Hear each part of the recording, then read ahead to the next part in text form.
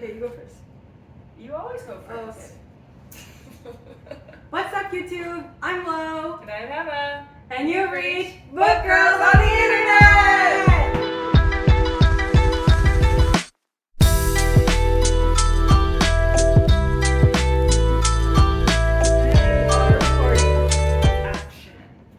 So, we are reviewing All the Young Men. Came out in 2020. Yep. By Ruth Coker Burks. It's a nonfiction memoir. It was Emma's pick. Regretfully. Okay. Go first. Overall, did you like it? I did not. Why? It took me a while to kind of... Wait, record scratch. What is it about? What is it about? It is a memoir about a woman in, I always forget, Arkansas. Like, I always forget the state. Who, it's the 80s, the late 80s, and the, AIDS is kind of sweeping through. There's still a lot that's not known and understood about it. And by this weird series of events, she becomes, random series of events, she becomes this woman who assists these young men, however she can. Yeah, she becomes a caregiver. Yeah. For people who And have HIV/AIDS/ yeah, she becomes basically like a community worker almost. Yeah. She is divorced. She has a young daughter. And it's a community that's not very forgiving of people who are gay. Yeah. So, you didn't like it? I did not. Obviously, the work that she did is incredible. Like, she did so much that benefited the community, and I have to applaud her for that. It takes, I think, a lot of strength, and a lot of people wouldn't do that. So I will start with that. What I didn't like is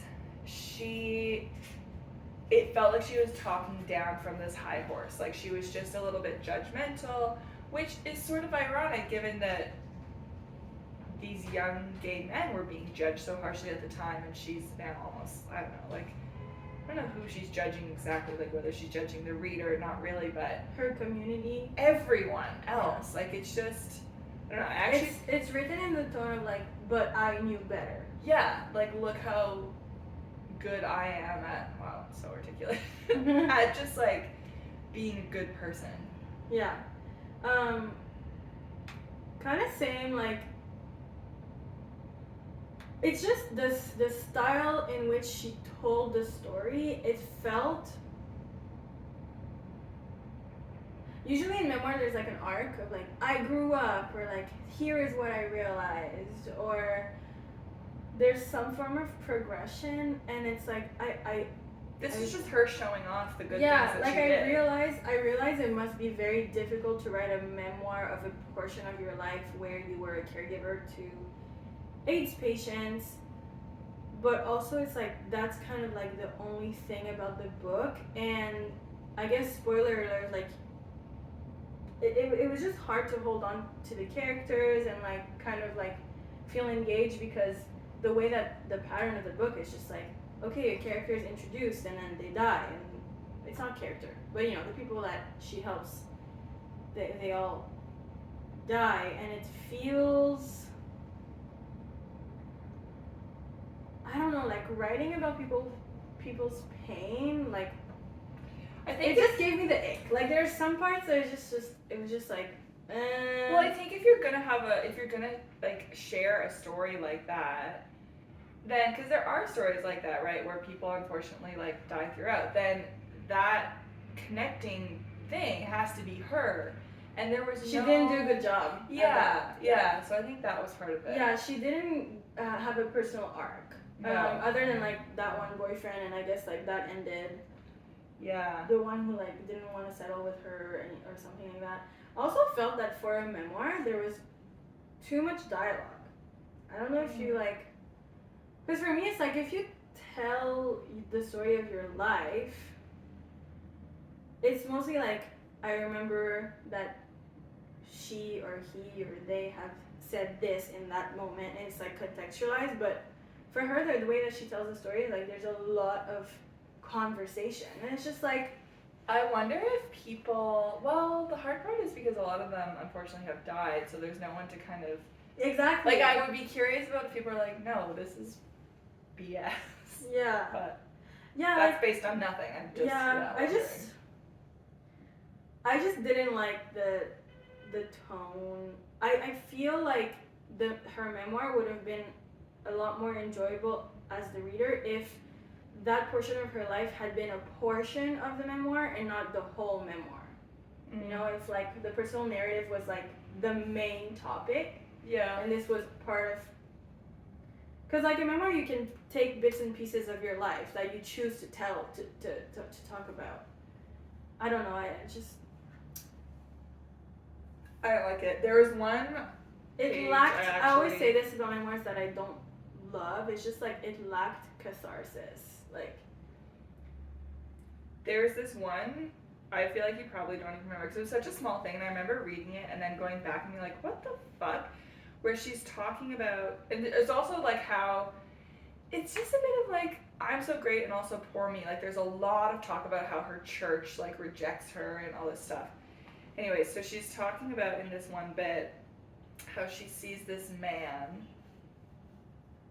and one of the first things that she says is he looked caught, and there's something to do with a little boy and you don't really know. And then she says, like, at church he came up to me, and I'm gonna read it because it really fucks okay, up. do it. So it says, at church the next Sunday he made a beeline for me, like it was all he had thought about since he saw me.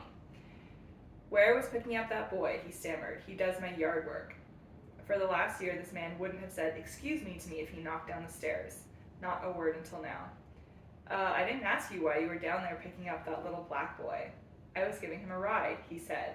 I do know that young people need to be safe and looked after. I want us to be clear, he said. It was poker. Would I ruin him? Could I? Of course I wouldn't, but guilty people think everyone else is too. I'm like, so are you implying this man had some sort of super inappropriate relationship with a young black boy that he picked up, and you're just gonna do and say nothing when you're so righteous for helping these like gay young men? Yeah. What and also the just fuck? inserted there and like with no follow-up. And that's it. There's nothing else. Yeah. I don't know, that I didn't like that. Yeah, there's not much more to say. It's not a memoir that I would like recommend. I think that for the relevance and like the significance of the AIDS, we say AIDS epidemic, right? The AIDS epidemic and how it took place in the US, there are far more better books that are also written by gay people. Like, it's just, I don't know, it was giving me the vibe of like a white person is talking about slavery, or like. Do you remember when we first briefly talked about it? We were both like 100 pages in, and we were both starting to go, I don't know about this book. And I was like, it's giving me white woman tears, even though it's not really about race, but it's that same vibe. Yeah, I was just like, I don't know if like you're. It was just like, oh, I'm a great ally. Like, that's really like the energy. Yeah. That's what I was looking for. It was really giving like, I'm such a great ally. Congratulate me. Yeah. But I read it, and I counted it towards my goal from last year, so. Anything to add? No, would not recommend, did not enjoy. Yeah, it's a pass for us. Thanks so much for watching. If you like our videos, please subscribe!